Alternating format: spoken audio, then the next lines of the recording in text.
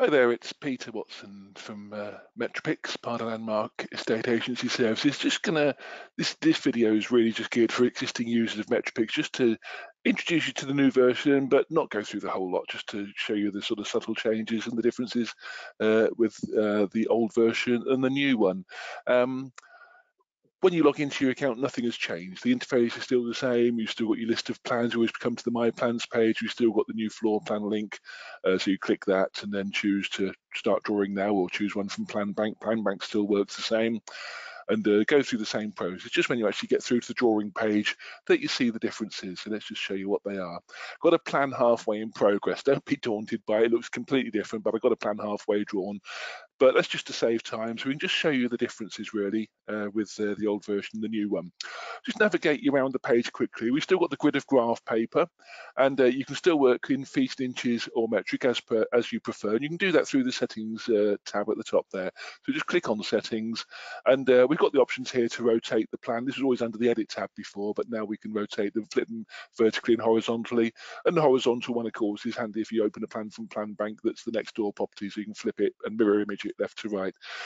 You can choose with working between imperial and metric as before, and we've got the option to open and save disk should you need to. I doubt you'll need to use those, but choose here between metric or feet and inches.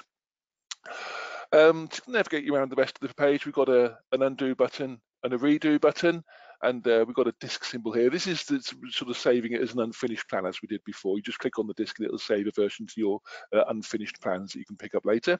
And we've got the tick box with that's really when we go to complete the floor plan, when we go to finish it. We've got the compass rose on the plan now, so you can activate the north arrow or the compass rose or direction arrow, whatever you want to call it, just by clicking on it. If you should click on it inadvertently, you can click again to just disable it. But if you click on it, it will enable it, and you can just left click and hold and drag your little compass round. It'll snap to the 90-degree options, but you can drag it around to wherever you want to, just to get north facing the right way. Now, as I say, we've got this floor plan in progress at the moment. The basics are very simple. On the left-hand side, we've got the option to add, and if we click on this, we've got the option to add rooms and add symbols, just the same bank of symbols as we had before. A couple more additions to it that we'll come on to, and we've got the option at the bottom there for more symbols should you need them with your furniture items and what have you. I'll leave you to explore that on your own. We've got a floors section and a stair section we'll come to shortly as well. But simply, to add a room, you simply just click under add, click on the room symbol. It's activated now. You can see it's highlighted orange. And we've got our little red dot that follows the mouse around the page. Simply pop the dot in the corner of the new room, then just left click and hold as before, drag and drop, drag your mouse to the opposite diagonal corner, and when we release the mouse we can name it. Now the options are on the right hand side now, but we've still got the same types: hallway, reception, kitchen, down through garage and outbuilding. So being allowed is going to be a reception type room, and when we choose reception we now get a sub menu with the same names that we can choose from. If you don't want to name it, you can choose no name as well. But choose what you want to from the list. It'll go into the room name box at the top there. It presently says reception. So if we choose lounge, it's now switched to lounge. Then we just close the box. You can either click close the box by clicking close at the bottom there, or with the new system and like the modern software, just click off of the box on the graph paper and it will get rid of it that way as well. So that's how we create rooms. So simply a case of add room, that's activated, left click and hold, and when you release the mouse you can name it. Okay. If you should need to delete a room, you can click on the room and choose delete there. Okay. Symbols, pretty much the same as before, so we can left click and hold and drag our symbol onto our floor plan, so we can pop a door there as we need to. And remember the old control and drag where you can get one symbol to the right shape and size and then clone it. So perhaps if we've got a fireplace in the lounge that matches the one in the dining room, I've already got my fireplace to the right size there. To clone it, you may not be aware of this, but it's what we call control and drag. So if you hold the control button down, bottom left of your keyboard, you'll see a control button down. And now when we just left click and hold and drag that symbol, it just makes an exact copy. So that's control and drag in case you weren't aware of it before. Okay. We can make irregular shaped rooms, L-shaped rooms, bay windows. Remember before we double clicked on the wall? Well, we can still do that. So we can double click if we want to on the wall there. But if I should single click, I can do the same thing by just choosing to split the wall. Whoops, I've lost my mouse. There we go. So we can just choose to split the wall at the top there, and that will do the same thing. It'll put a marker. So you can either click once and split the wall, or double click if that's what you're familiar with from before. And now we just left click and hold and drag that wall out so we can make a little 2-foot recess. And remember, for angled walls, the same as before, left click and hold and just drag your angles in as they need to. Same on each side, we know it's symmetrical. Symbols still the same, just left click and hold and drag those onto our floor plan. One thing that has changed is they don't sort of extend both ways. Before, you'd put your window in the middle of the wall and just click on it and make it bigger. Now we put it to one side, click on the symbol, and we've got these little handles. You can ignore this box. We can increase it by those plus and minus arrows, but quick to hold these little grey handles and just drag the window out. You see, it just comes this way. Okay. So that's pretty much the same. Nothing much to show you on that. You've got all the symbols there and just click on them to make them bigger. With a door, you don't click there. You just click on the wall where the door is, and it will open up your door properties symbol there and close the box once we've dealt with it. Stairs are completely different, which is a good thing. I hear a lot of you say. Let's click on the stairs section. We've now got symbols. So rather than having to work out if you're facing north, south, east or west or whatever, we now just drag a symbol onto the floor plan. Got a straight flight of stairs there. We could drag those onto our floor plan, and that would normally be it. You can click on the symbol. We can make them wider or narrower or longer or shorter as the case may be, just to get them to the right size. And that's it, and just the box closes automatically. If you don't like those, you can click on a symbol and delete, because I probably wouldn't use those. I've been inclined to use a set of stairs, cut off stairs, and just drag these onto my floor plan. It just looks as though the stairs cut off when they go over that wall. And again, we can still click on them and size them as we need to, like so. All right. So that's how stairs are completely different. I'll show you some more we can do with those. We've now got arrows as well. So we've got an up arrow that we can put at the bottom of the stairs and just tells people where the stairs start. And that's the beauty, cut off stairs. You probably don't need that quite so much, but the option is there. And we've got an arrow for a front door if you want to put one down there. So with the main entrance there, we can put an arrow by the front door. And again, we can click on these. With all symbols, we can rotate them as well. So you can flip it around as you need to, whichever way it needs to face. Obviously, we're pointing into the front door on this one. But again, we can click on that symbol and make it bigger or smaller, as the case may be. So that's pretty much the mechanics. We've done a lot of work with the walls before. We used to have a lot of people that took an old sort of cob cottage onto the market with thick walls, and perhaps with something like this, you might have thick sort of walls on the main part of the cottage, but perhaps there was an addition that was put on the back that you didn't want to be thick walls.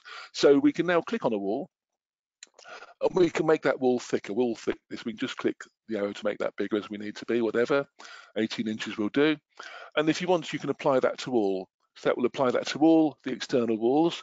We can now click on an internal wall, and we can do the same with that one. Perhaps make this one about 1 foot, and then apply to all like so, and close the box. But we've now got the option where we can actually choose some walls, and we can choose default thickness and put those back. So you just work around those external walls. So you'll have the main part of the property with thick walls, and the addition without, just working around each of the other walls. If you want to go back to default, just click on the wall and go to default thickness and apply to all. And so that sets that, and we can do the same with the internal walls. We don't really need them all. Default thickness and apply to all, and close the box.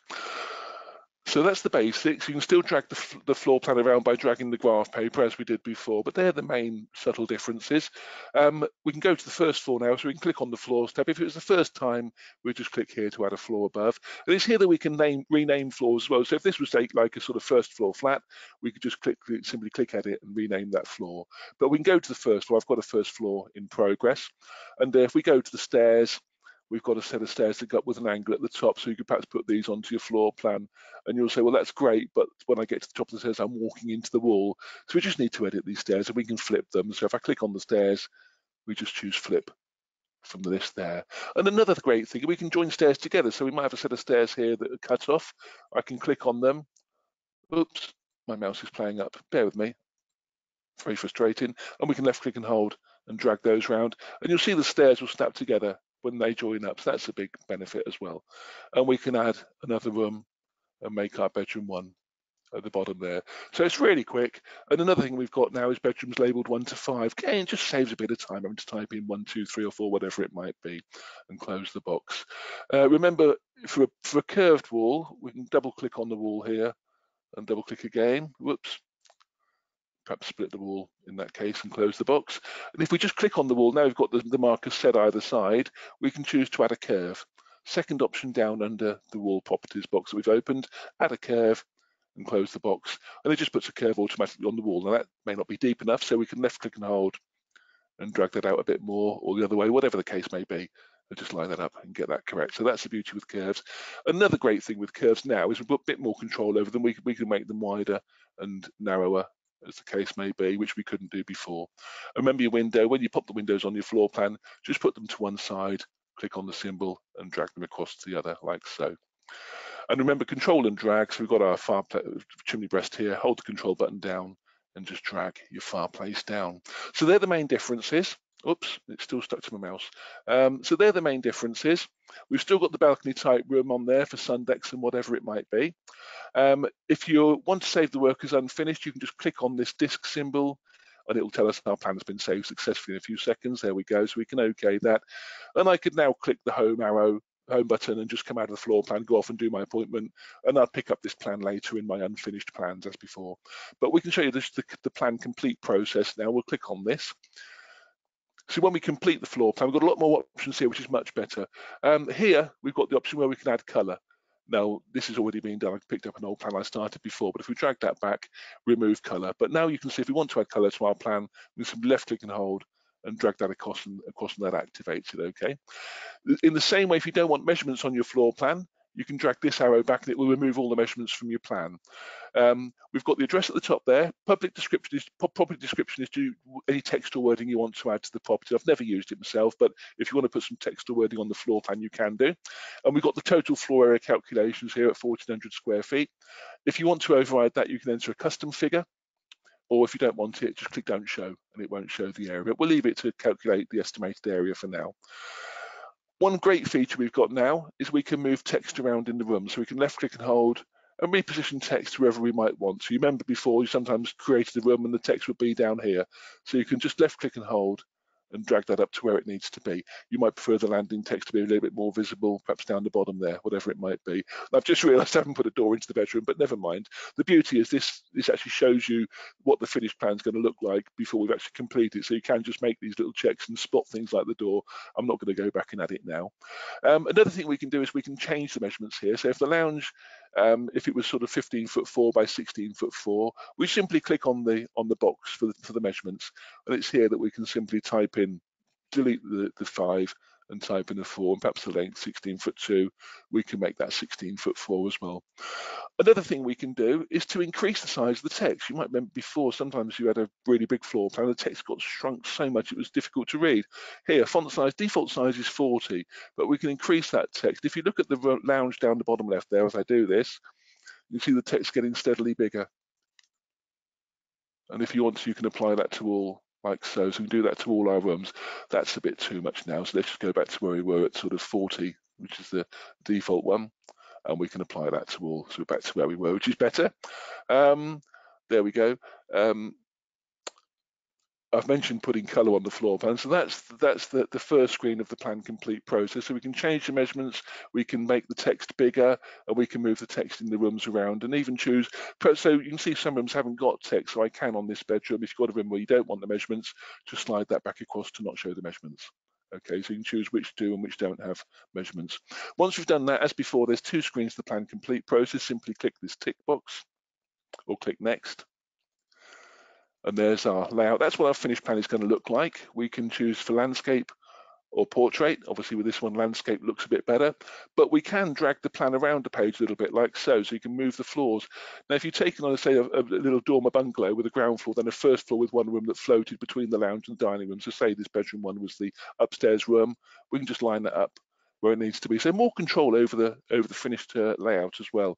Let's just move this back to where we need to be. My mouse keeps sticking, but just bear with me. We can move the disclaimer. We can send that up now, which is great. Sometimes it was off centered before and we couldn't do anything with it.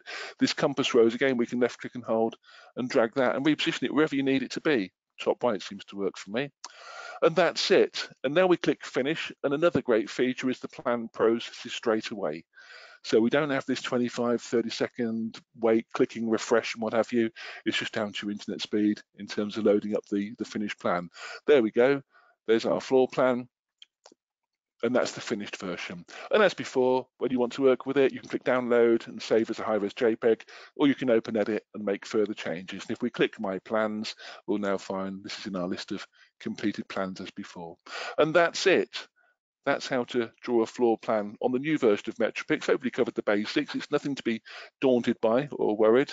It keeps faith with the old version, but always remember to contact us if you have any questions. You can come straight through to the support team, ring us, or you can send us an inquiry and we'll get your question answered straight away. But thanks for your time. Hopefully it's been beneficial. And as I say, you see just how easy it is to use the new version and the exciting new features that have been introduced. Catch up soon. Take care. Bye now.